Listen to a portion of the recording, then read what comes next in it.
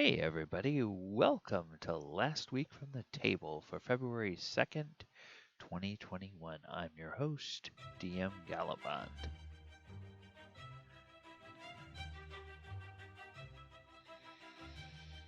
Now, in this last week's sessions, we had a little bit of a different pace of things. We had um, our uh, our folks back, a full complement on Thursday night, and a lot of exploration in a new area of the campaign. Then on Saturday night, we had the largest group ever that we have had playing. We had 5 players in the session, which was really nice. And then on Sunday, we had a largely player driven session where it was all about the players having some downtime and interacting with each other. And there was very little for the DM to do, which was kind of a nice change. So let's go ahead and talk about how things went in these games, shall we? All right, on Thursday night, Paul was able to join us back. The electrical grid cooperated with him, and he was back with us. And everybody in the game was very happy to see him back. And of course, we began our adventures in Gracklestug and Out of the Abyss campaign. As we got there, the party went in and they had some stuff they wanted to sell. So they first went to the merchants and and as Mulek, the artificer, was trying to be cool and trying to ask about rumors. Well, he started asking about things. Well, is there anything from the abyss that's been around? And the um, dwarven merchants looked at the others and said, "Does he always drink this early in the morning?" And the joke is that, of course, Milik doesn't drink, but uh, he was trying to be smooth and he was doing anything but that. So they finally, you know, they worked their way through the shops. They found stuff that they wanted. They also found an inn where Faliger and Krenraid, the dwarf, went, and they got some grog, and they started getting drunk. And as they started getting drunk, they began telling people that the famous surface bard Faliger was going to be playing and that night. And so eventually, as time went along, they did learn a few things that are going on. They learned there's some trouble between the king's guards and a group called the Keepers of the Flame, which are somehow connected to some character called the Wormsmith. There, they learned that some of the people in the town think that the king um, is not quite acting like himself. And one of them, whom they were referred to as the biggest gossip in town, a merchant, told them that he thought that the problems with the king were related to the king's consort, um, a woman who showed up about 2 months ago, just before some strange things started happening. So now they're trying to figure out, okay, is there any way they can figure out what's going on? We didn't quite get to the evening because they were having so much fun talking to the people in the bar and the bartender and the merchants and everything that we ran out of time. So we're going to get to the evening's festivities when we start next session. And we will see how that all plays itself out. This should be kind of a fun. Uh, this should be kind of a fun thing, and we will see what happens So join us Thursday night, 8 p.m. Eastern, twitch.tv/Gallibond, and see the hilarity that ensues. Then on Saturday night, we had a total of 5 players. So we had uh, our new player, or our full complement of players, was there. The 4 that we have had for a while now, including Jonathan, who's been with us or Jason, I'm sorry, who's been with us for 3 sessions. And then we had a new player that joined. And this new player, he decided to play a dwarf. So we have a dwarf now in 2 of the games that we are playing, and uh, he is a very typical dwarf in that he's very gruff, doesn't uh, brook any nonsense from other people, and so yes, therefore he's going to fit in just fine with the rest of the group. They were still in the little village where they were trying to deal with Agatha the Banshee. Um, and this dwarf came in around dawn. Um, they found where the spiders were that they had defeated a week before. And they went and they dealt with Agatha. And when they showed Agatha the comb, she was overjoyed. And so she was able to answer the 2 questions that they wanted to know. One was who built the uh, tower um, where they found the other wizard, the necromancer. And the second question was what happened to the spell book uh, of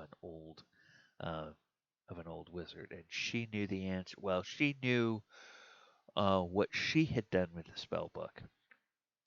But that was 100 years ago, and she didn't know what had become of it since then.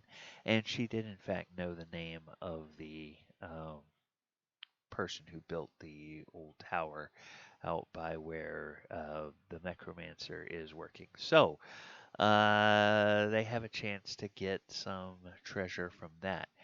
But the kobolds had also warned them about some undead. And the undead turned out to be zombies. And, well, original edition zombies were kind of tough little buggers. Instead of doing slam attacks, they have actual claw attacks. And they clocked 2 people and actually killed 2 people in the party. They killed Mason outright. So Mason is outright dead, and Goonie is going to determine what kind of character she wants to play to replace Mason. And they also killed Barker, one of the two NPC henchmen that were hired by Sildar Hallwinter. So the party is now down a henchman and a party member, although as Goonie knows what the rule I put in place at the beginning of the game is that all of the experience she accumulated with Mason can be moved over to a new character so that it's not like starting all over again from zero. Um, and, um, you know, money and everything like that can go over. And also, if there's any special item that she wants to bring over to a new character, I'll let her do that. But other than that, then the party will have to figure out what they do with the rest of Mason's gear, whether they just bury Mason in the gear or where they go. They're thinking they'll take both of them back to the town, Sealsey, and bury them outside of what is ostensibly their new headquarters, which is the former um, Sleeping Giant Inn. But we sort of ran out of time at the end of the second zombie fight, and so they're going to disposition the 2 dead um, party members, figure out what to do with their corpses, and get out of Dodge probably at the beginning of the next session. So, We will see what happens, and you can join us on Saturday at 7:30 p.m. Eastern, twitch.tv/Gallibond to see what goes on there. And then the Walker of Waterdeep. Well, the party felt like uh, this is something that happens between perception between players and DM. Um, I've kind of felt like things have been dragging a little bit, but they felt like things have been going at a breakneck pace, and that they just wanted a session where they could take a breath and um, just have more time to interact with each other. So they had kind of worked out a few things they wanted to do while they were there at the university, and I just sort of had the NPCs relax the timetable for them to give them, as much time as they were going to need to have there, and that involved playing a prank on, several of the party members playing a prank on another party member when he was in the bath. Uh, Several different party members going about doing shopping. And then the party meeting for dinner. And they actually got to the point where they were sitting down for that dinner when we ran out of time for the session, because literally they took up the entire rest of the entire 4 hours of the session with just uh, interacting with each other, what they were going to do on that practical joke, and then the different groups of people that were going shopping, and the different shopping excursions that they were doing. So that was that's fine. Um, it's a session like that is a lot easier for me because basically I just have to come up with names and then occasionally interact with the players when they ask, when one of the PCs asks a shopkeeper something. But I was basically doing shopkeeper, so I was just basically looking up pricing.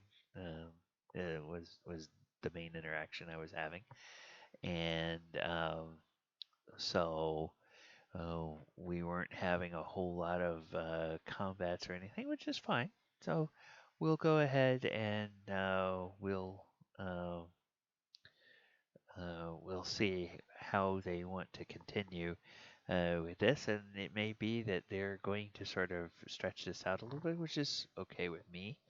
I'm worried about keeping or making the players bored because they're um, in a place too long. But if they're happy just sort of diving deeper into the development of their characters, then that probably makes a richer story, and uh, you know, building some of the bonds between the characters through RP as opposed through um, the action that's happening in the adventure. So that's fine. That's fine. Um,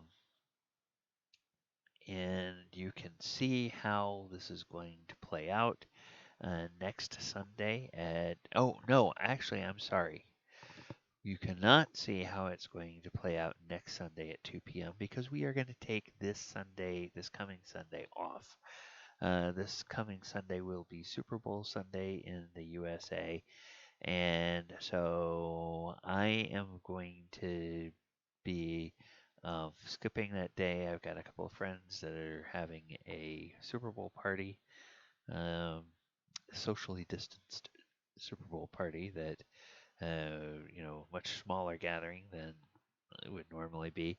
But we're going to get together and we're going to watch the game, and it'll be fun. So I will be doing that instead of running a game on Sunday afternoon. All right, and that's going to do it for me. Take care, everybody. We will talk to you uh, next time on uh, Last Week from the Table. And I'll just ask you, if you will, to please subscribe to the channel, Like the video, share the video, click the post notification bell so that you can find out the next time content drops on the channel. And please, remember to keep your games memorable so that you can have tales from your table that you can share as well. Good night, everybody.